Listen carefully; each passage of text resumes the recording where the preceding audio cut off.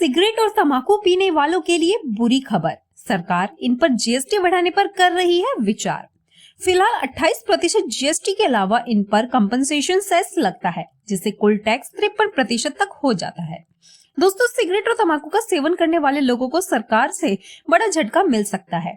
सरकार सिगरेट और तंबाकू पर लगाने वाले गुड्स एंड सर्विसेज टैक्स को बढ़ाने पर विचार कर रही है।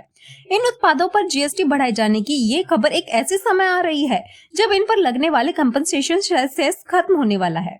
फिलहाल सिगरेट और तंबाकू और 28% की दर से जीएसटी वसूला जाता है। इसके अलावा कंपनसेशन सेस और अन्य टैक्स को मिलाकर इन पर कुल इनडायरेक्ट बढ़ाकर 53% तक होता है।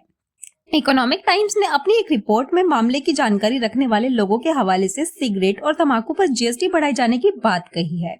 इस रिपोर्ट के मुताबिक सरकार जीएसटी दर को बढ़ाकर 40% करने पर विचार कर रही है।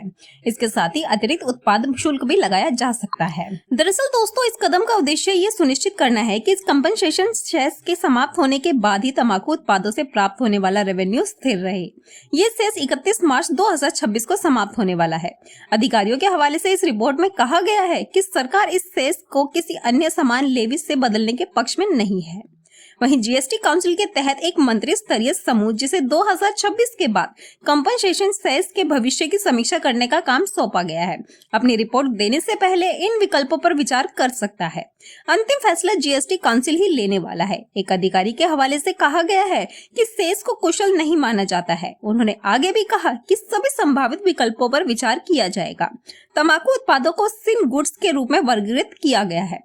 वहीं रिपोर्ट्स के अनुसार सिगरेट और पान मसाला जैसे तंबाकू और उससे जुड़े उत्पाद सरकार के लिए टैक्स कमाई का एक बड़ा जरिया है।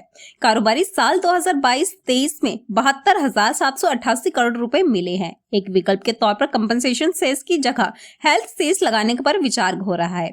हालांकि कुछ राज्यों ने इस पर आपत्ति जताई है। केंद्र सरकार भी नए सेस लगाने के पक्ष में नहीं है।